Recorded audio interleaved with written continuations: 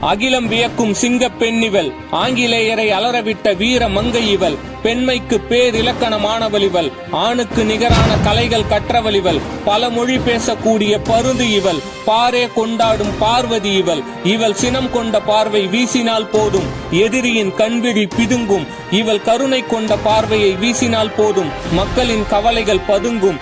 தமிழ்தாய் மண்ணில் பிறந்து தங்க தேராக வலம் வந்து தரணியை ஆண்ட வீர தமிழச்சி வேலு நாச்சியார் அவர்களுக்கு வீர வணக்கம்.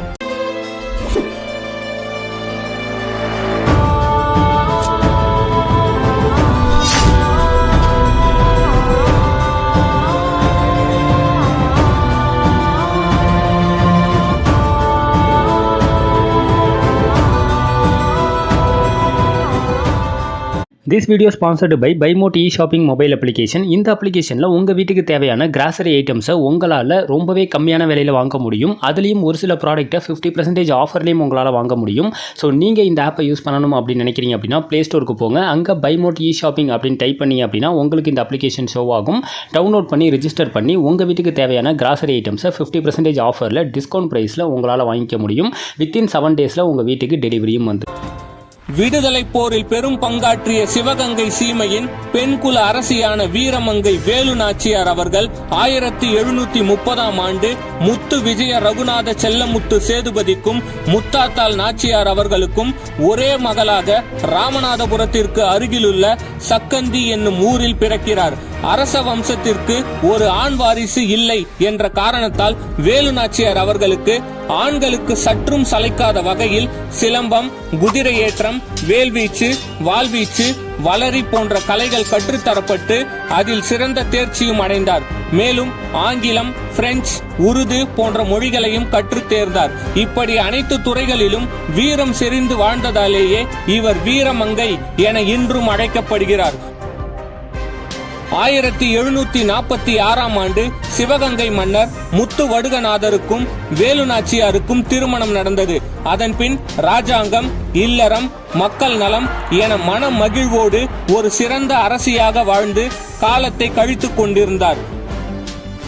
அவர்களுக்கு பிறந்த பெண் குழந்தைக்கு வெள்ளச்சி என பெயரிட்டனர்.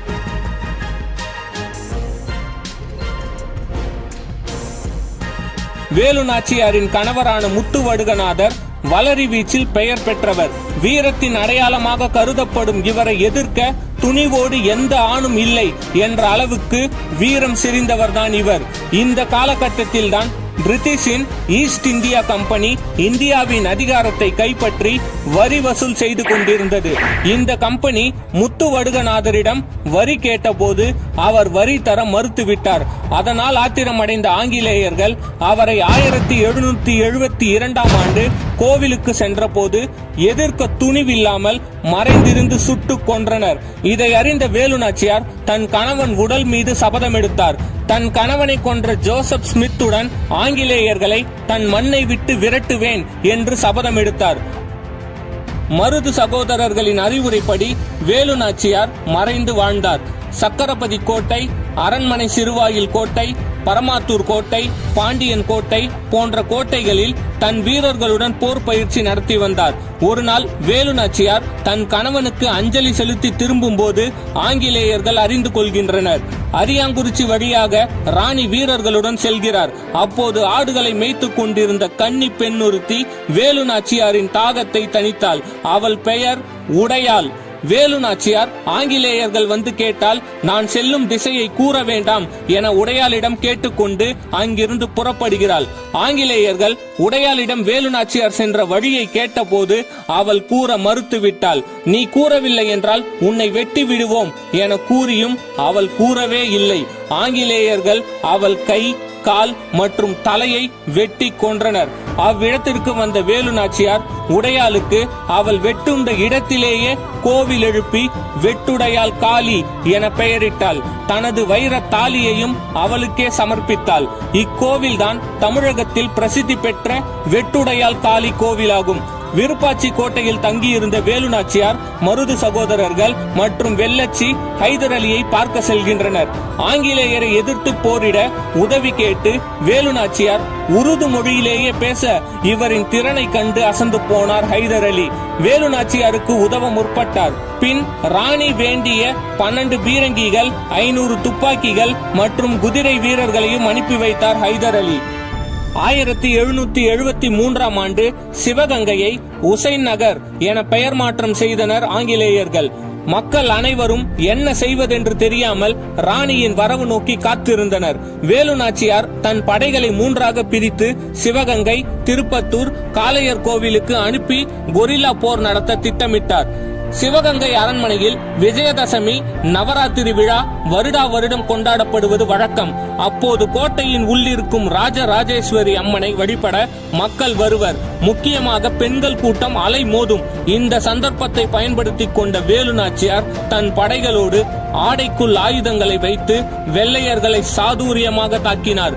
இதற்கிடையில் குயிலி என்ற பெண் தன் உடலில் தீ வைத்துக் கொண்டு வெள்ளையர்களின் ஆயுத கிடங்கை அடித்தார். வெள்ளையர்களை வென்ற பிறகு அவர்களின் கொடி கீழிறக்கப்பட்டு சிவகங்கை சீமையின் அனுமன் கொடி ஏற்றப்பட்டது. தன் கணவன் மீது எடுத்த சபதத்தில் வெற்றியடைந்தார் வீரமங்கை வேலு நாச்சியார். சிவகங்கை சீமையின் அரியாசனத்தில் அமர்ந்து வீர அரசியானார். உசைன் நகரை மீண்டும் சிவகங்கையாக்கினார்.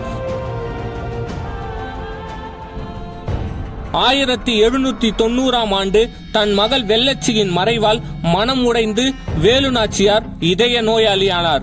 1793ஆம் ஆண்டு வேலு நாச்சியாரின் பேத்தியின் மரணமும் மேலும் அவருக்கு கவலை அளித்தது. விருப்பாட்சி அரண்மனையில் தங்கியிருந்த வேலு நாச்சியார் 1796ஆம் ஆண்டு டிசம்பர் 25ஆம் நாள் இம்மண்ணுலகை விட்டு விண்ணுலகம் சென்றார். அவர் பயன்படுத்திய வாள், ஈட்டி போன்ற ஆயுதங்கள் இன்றும் சிவகங்கை அரண்மனையில் பாதுகாக்கப்படுகிறது.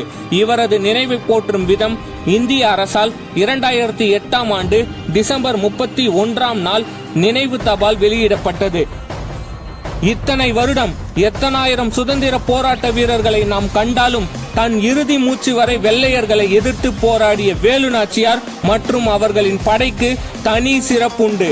மேற்கூறிய வரலாறு பல இளைஞர்களுக்கு தெரியாமல் மறைக்கப்பட்டு உள்ளது.